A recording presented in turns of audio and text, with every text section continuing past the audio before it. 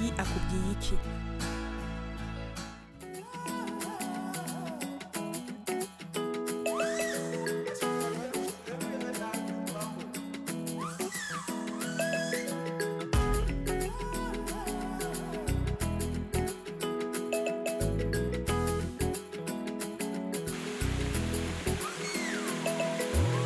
Let's go! Woo! Yeah. Oui. Uratinya amazi wewe? Oya ni bo, batariko singwe. Uyu munsi ndagusohokanye Ehe.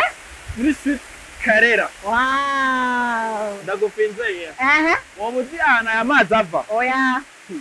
Ava muri Nyakayi. Urabitoye.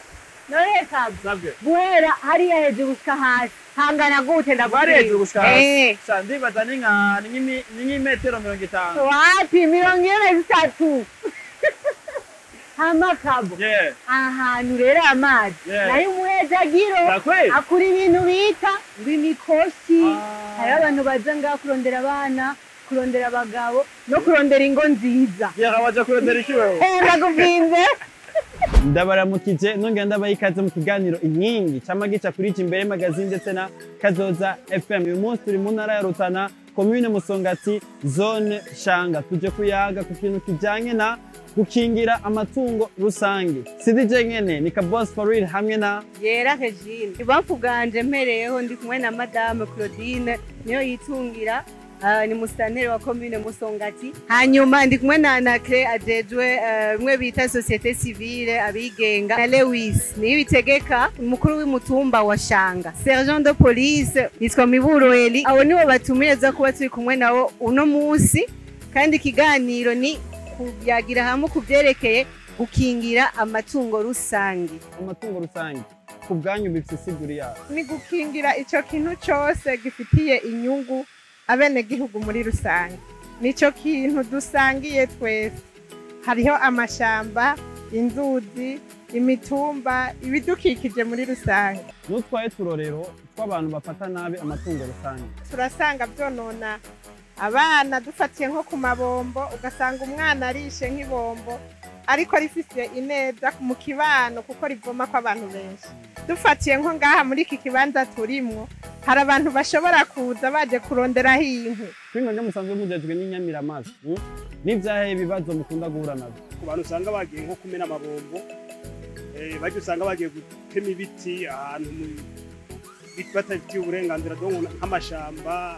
Inamba myinizahe hama nigiki kumbure nk'umuti mwovuga ati muriko murakorera ko canke muzokorera kugira umunyagihugu atahure yuko amatungo rusangi amuraba kandi ari bimwega. Ntamba binyamukuru tubona iyo bishitse hakaza abantu bagahonya amashamba canke bakonona amabombo, tubona ko abenegihugu twese tugira ingorane, tukabura aho tuvoma canke tukabura amazi meza. Rero ikwanyamukuru twokora nuko twogerageza tuhagishana amanama menshi abenegihugu, hanyuma tukabasigurira neza yuko konona ibintu byose bidukikije ko aba yononeye abenegihugu bose. Ni hehe amatungo rusange adakunda kubahiriza? Mu mashamba hamwe no mu mazi n'amashure, abana barakunda kumena ibiyo. Ni igiki mwamukora kugira ibyo bintu byose nivyibonekeze?